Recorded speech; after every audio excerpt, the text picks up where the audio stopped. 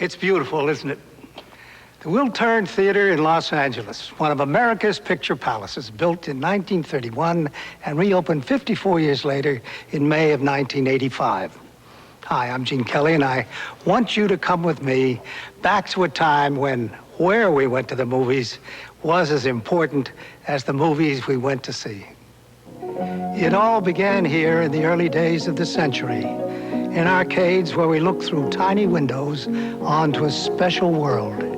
What we saw transported us to other worlds, pictures that moved, lived, and we traveled outward to the stars, or inward to all those hidden places where we keep our own dreams.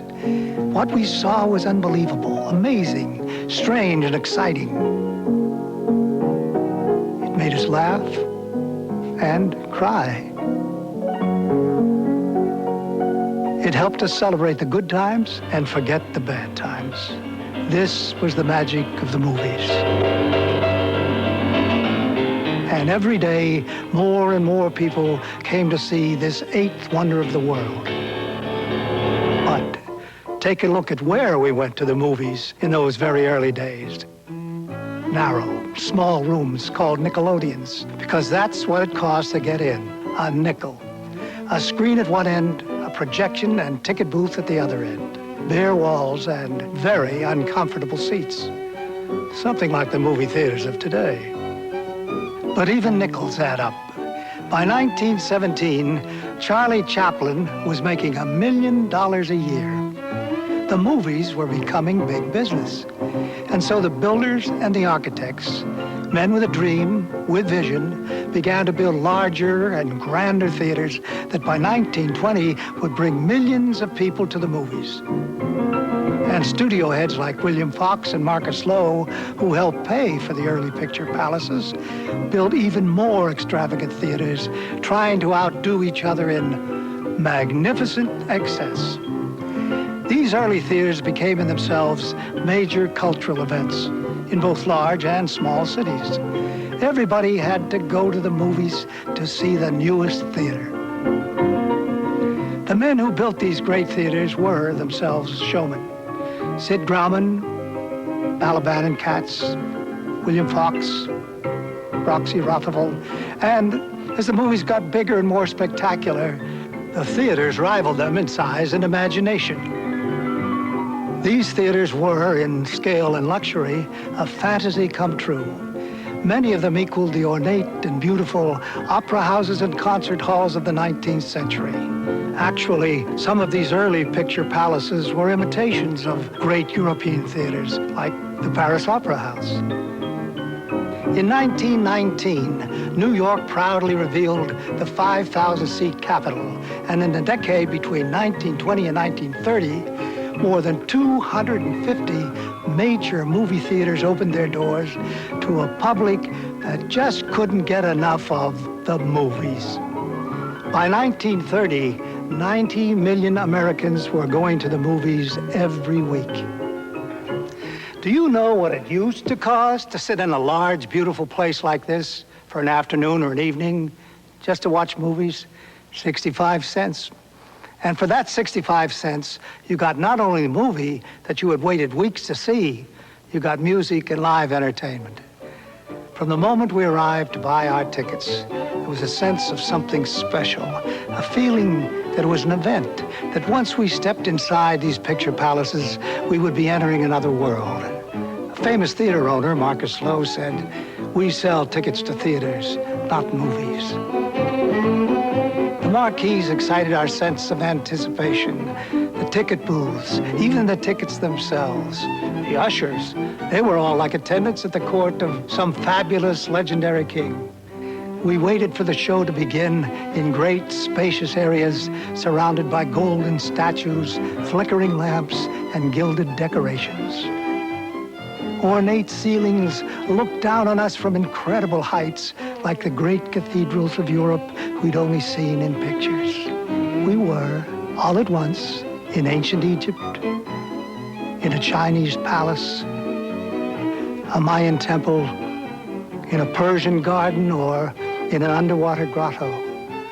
When it was time for the show to begin, we walked up wide staircases, holding onto the carved or gilded banisters which would have pleased the crowned heads of Europe. And when, finally, we entered the theater itself, we were already changed. We had left behind the everyday world, and we were ready for that special magic that was the movies. And the movies didn't just start. The lights dimmed, and in many of those wonderful theaters, the mighty Wurlitzer organ began to rise out of the darkness. Gaylord Carter began playing the organ in theaters in the 1920s and has been entertaining audiences for over 60 years. The great movie palaces of the old days it was like going into a cathedral. The $1 Million Theater there at 3rd and Broadway it was like entering a great temple. But what was going on in there was pretty important too. Now, for instance, when I first went there in 1926, the feature picture was The Temptress with Greta Garbo. There was a 30-piece symphony orchestra in the pit playing the score of the picture and the overture. And then they would play the first 10 minutes of the last show at night, and I would finish the evening out with the rest of it. On the stage was Paul Whiteman with his marvelous jazz band, jazz orchestra, introducing the Rhapsody in Blue. There was a newsreel, a cartoon, and my organ solo was Roses of Picardy. Haven't played it since, and I don't know how I happened to play it then, but you got all of this for 35 cents if you got in before 6 p.m. The theater organ was developed so that when the organ came on and the orchestra went to take their rest, it didn't drop down and seem like you'd suddenly gone into a mortuary. What they did was increase the pressures in the pipes and give it a more vibrant sound. Then they added the traps and the percussions, tambourines, and the bells and the xylophones and the drums to make it, to give it this orchestral effect. Now, I have this organ rigged up for that kind of thing, and here is some of the sound using these percussions and what we call the toy counter, which is the drums and tambourines and things. So that would be this.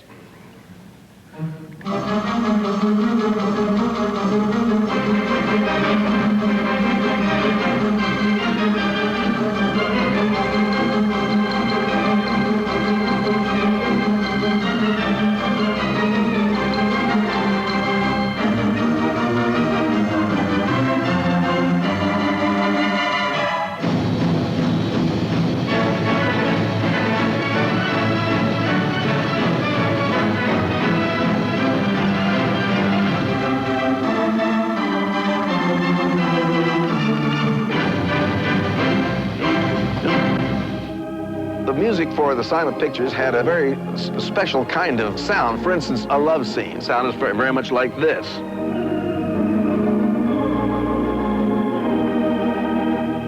Now, the name of that is Hearts and Flowers, and it was a famous, famous piece. In fact, it sort of identified itself with the early days of the silent movies. Now, the next important ingredient, and something that is in all movies, whether silent or sound, is the big chase. And that goes kind of like this.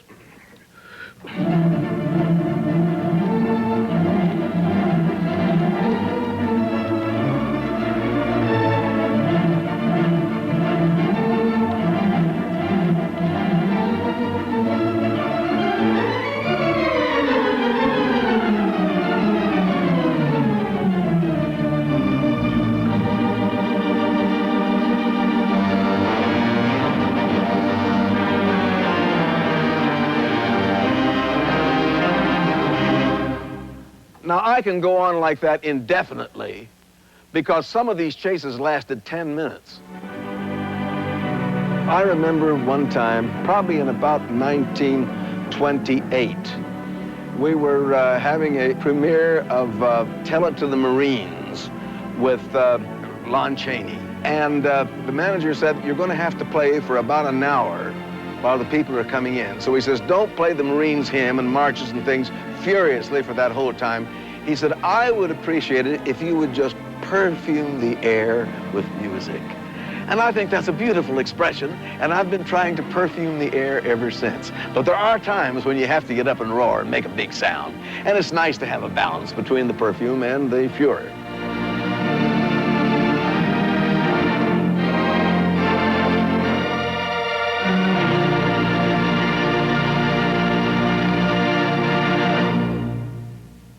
In addition to organ music, there were elaborate stage shows that became as famous as any in the world, like the Rockettes at Radio City Music Hall in New York. In the sound of their dancing feet, we heard echoes of other extravagant and fantastic stage spectacles that one could see at the Roxy Theater in New York, or the Fox Theater in St. Louis. But by the 1930s, it was the movie stars who drew Americans to the picture palaces. Often, the movies weren't very good. At times, they were terrible, but no one seemed to care. No one read reviews, and you couldn't wait to see it on television because there was no television. So we all went to the movies, young and old, rich and poor, once, twice, 3 times a week. We sat in these darkened theaters, and we lived in the world of our imagination. You live. You must live. Perhaps it's better if I live in your heart. Can you say she could dance? One of the best. All right. Hold it! Hold it! Hold it! Let's see what you can do. In neighborhood theaters or in downtown picture palaces, whether it was a regular show or a star-studded premiere, the fans turned out to worship their favorites. The stars, the music, and the sense of spectacle needed an appropriate setting. The Hollywood studios provided the money. Architects like Thomas Lamb more than matched the showman's vision with larger and larger scale and greater opulence. Lamb's masterpiece was the San Francisco Fox, now destroyed. Among the survivors are the Lowe State in Syracuse, the Ohio in Columbus, and the Lowe's 175th Street, one of 5 so-called wonder theaters, built for impresario Marcus Lowe in New York at the end of the 1920s. Lamb believed that exotic ornaments and colors